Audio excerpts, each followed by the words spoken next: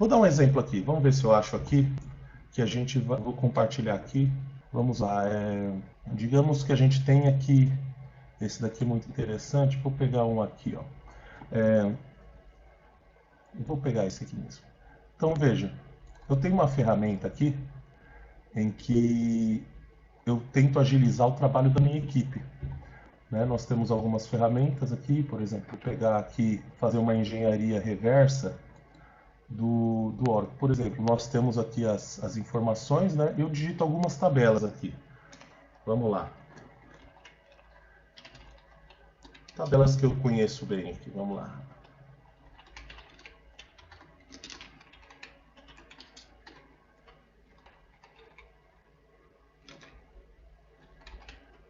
E bom, agrupamento, tal, vamos lá. Só vou demonstrar uma ferramenta, veja só o que ela vai fazer, tá?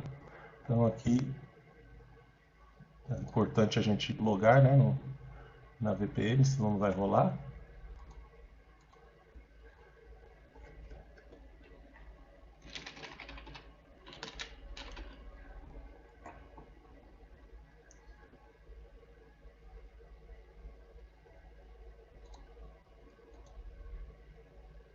Então, logado na VPN, vocês estão vendo que é tudo ao vivo mesmo. Vamos lá de novo.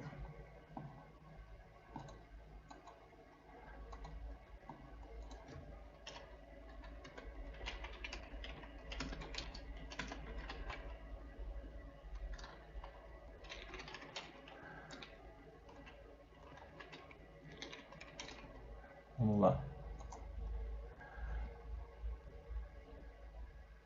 Veja que interessante, ele trouxe aqui, ele foi na tabela de banco de dados do Oracle e trouxe 3 tabelas aqui para a gente fazer uma reversa.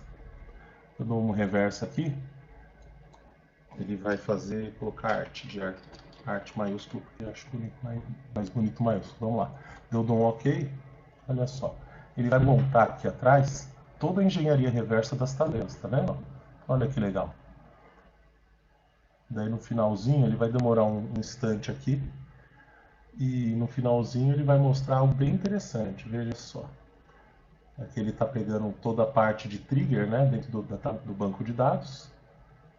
Aliás, eu estava já pensando em colocar algum curso sobre Oracle, mas enfim. Talvez a gente até coloque um curso no canal sobre Oracle. Eu comecei um curso, mas daí a gente vai continuar esse curso lá. Então, ele está pegando todas as triggers que tem nessas tabelas. Ele vai fazer toda a lista de programas dentro do banco de dados que referenciam essas tabelas, não só triggers. Aí nesse caso ele está fazendo todos os relacionamentos que ele tem com todas as tabelas do banco, que ele tem relacionamento. E daí aqui ele coloca alguma coisa sobre JSON e Swagger.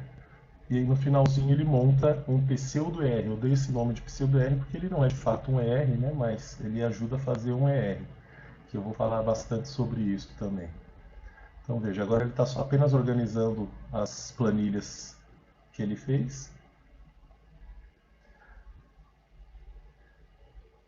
E ao final ele vai deixar tudo bonitinho para a gente aqui. Eu vou mostrar o que ele fez, o que ele montou. E o que ele vai fazer. E por que a minha equipe tem uma produtividade maior quando utiliza essa ferramenta, né? E vou explicar mais ou menos um projeto, como é que é.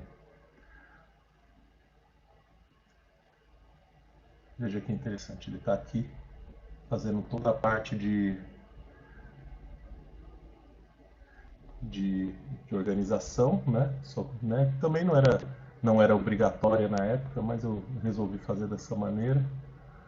Mas veja, eu criei essa ferramenta para mim e daí a minha equipe utiliza ela também.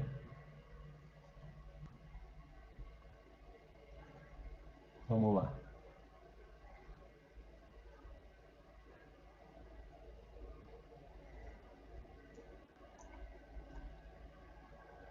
Bom, então essa ferramenta, por exemplo, serviria para quê? Muitas vezes a gente tem que aprender o legado, né, da nossa empresa. Veja, às vezes, quando eu era bastante novo, estava ainda na faculdade, eu tinha que aprender muita coisa muito rápido. Por exemplo, eu tinha que aprender as novas tecnologias. Não sei se você já teve esse problema, aprender novas tecnologias, aprender, daí eu consegui um trabalho, eu tinha que aprender um sistema, né? Como é que funciona o sistema, né? Então, e daí eu utilizei essa ferramenta aqui, que acabou, né, de gerar tudo, vou pegar o PseuDR aqui, acabou de girar tudo para poder fazer uma reversa, né, de como é que funcionava. Enfim, na época, os primeiros não tinha tanta documentação, eu criei essa documentação. Veja, deixa eu aumentar aqui o zoom. O que significa? Essa tabela Artcoca é N para 1 com a tabela ArtTrackComp. A tabela Artcoca também é N para 1 com a tabela ArtUVComp. Então aqui a gente montou um relacionamento. Se eu clicar na Artcoca, olha só, ele vai trazer aqui informações da tabela, do tipo, nome, o tamanho, o que eu colocaria no Swagger e o JSON Property, né, que eu colocaria no JSON Property. Obviamente aqui a gente não coloca. Se eu quiser, eu altero essas informações, né, para o próximo passo que você verá. Né? Além disso, às vezes a gente vê se tem as constraints, no caso aqui eu não coloquei, os relacionamentos com outras tabelas, ou com as que a gente tem. A gente pode ver se tem trigger nessa tabela, nós temos essas triggers e podemos ver até a fonte dessas triggers. Né? Referenciado, quais são os programas dentro do banco de dados que referenciam, veja, tudo aqui. E daí, se quiser, eu olho dentro do banco, enfim. Né? E a gente pode olhar as tabelas, tendo uma outra maneira de você verificar tudo isso. Eu posso colocar alguns nomes aqui. Podemos ver como é que eu criei, mas aqui nesse caso eu não habilitei essa função. E é isso, né? Veja, tem muita coisa aqui que a gente pode colocar. Muito bem, só que veja, isso daqui é uma maneira de você ajudar na documentação da ferramenta, né? E nós podemos também criar aqui, ó, uma coisa super interessante. Por exemplo, eu vou colocar aqui alguns nomes, alguns nomes interessantes para a gente poder fazer o próximo passo dessa ferramenta, tá? Então veja, eu vou colocar aqui uns nomes que a gente colocaria em Java, por exemplo, tá? E aqui eu vou colocar o seguinte, ó, vou pegar aqui na minha pasta Laureano, eu coloquei o nome de Laureano, né? Vamos lá, na minha pasta Laureano, Spring Boot. Veja, vou até apagar isso aqui. Como vocês estão vendo, eu estou fazendo absolutamente ao vivo, né? Só para dar uma explicada aqui. E vou clicar aqui no Spring. O que ele vai fazer? Ele vai gerar diversos arquivos de Spring Boot para que a gente consiga facilitar o desenvolvimento das APIs. Olha que interessante. Então vamos lá. Eu clico. Então o que ele vai fazer? Ele vai pegar o que tem nesse banco aqui dessas três tabelas e vai gerar as entidades, vai gerar as VOs, né? Enfim, vai gerar diversos arquivos. Vamos lá. Vamos clicar aqui. Daqui a pouco ele vai aparecer alguns arquivinhos aqui. Olha lá. Olha só que interessante.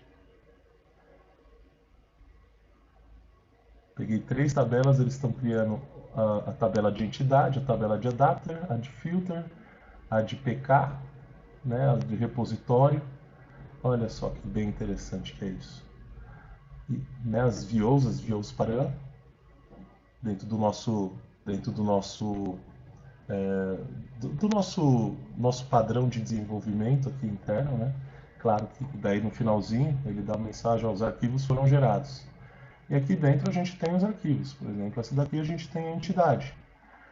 Veja, a entidade está aqui, né? Falando que tem uma chave, enfim, tudo aquilo tudo, né? E a gente criou aqui, por exemplo, pegar track.